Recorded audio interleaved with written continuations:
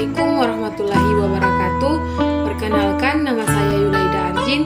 Di sini saya akan menjelaskan tentang pengertian strategi pembelajaran menurut para ahli dan apa sih strategi pembelajaran anak usia dini, dan yang terakhir, strategi pembelajaran itu seperti apa sih? Menurut Siregar 2010 ayat 3, strategi pembelajaran merupakan sebuah proses yang kompleks yang terjadi pada semua orang berlangsung seumur hidup, sejak masih bayi atau bahkan dalam kandungan hingga liang lahat. Sementara menurut Konza dalam UNO 2011 ayat 1 menjelaskan bahwa strategi pembelajaran dapat diartikan sebagai setiap kegiatan yang dipilih, yaitu dapat memberikan fasilitas atau bantuan kepada peserta didik menuju tercapainya tujuan pembelajaran tertentu.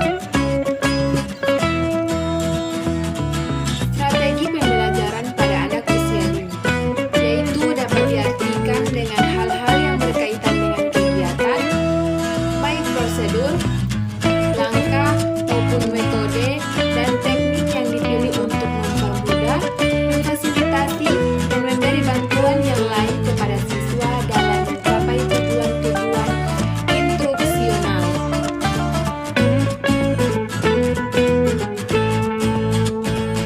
Strategi pembelajaran itu seperti apa sih? Yaitu seperti 1. Strategi pembelajaran ekspositori.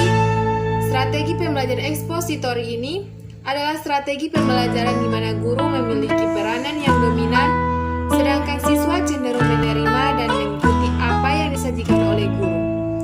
Dalam strategi pembelajaran ekspositori ini, guru dapat menggunakan buku teks, referensi, atau pengalaman pribadi sebagai sumber informasinya. Media lain seperti video pendidikan dan alat bantu visual, diagram, contoh fisik, gambar, dan peta juga dapat digunakan untuk mendukung penjelasan materi agar lebih dipahami peserta didik.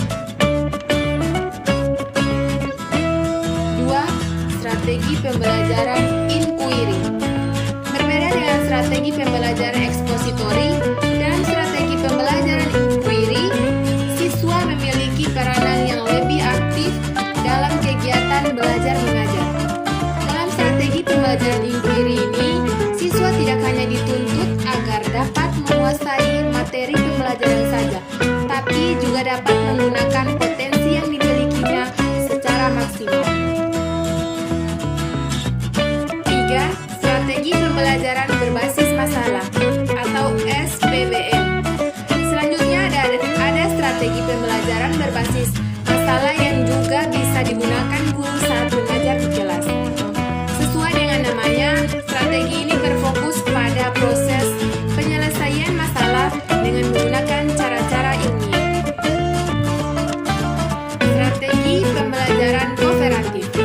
Strategi pembelajaran kooperatif adalah strategi pembelajaran yang menempatkan siswa dalam kelompok-kelompok kecil yang terdiri dari 5 sampai 6 orang. Setiap kelompok akan mendapatkan tugas masing-masing dari guru untuk dikerjakan bersama-sama. 5. Strategi pembelajaran efektif. Jenis strategi pembelajaran berikutnya adalah strategi pembelajaran efektif.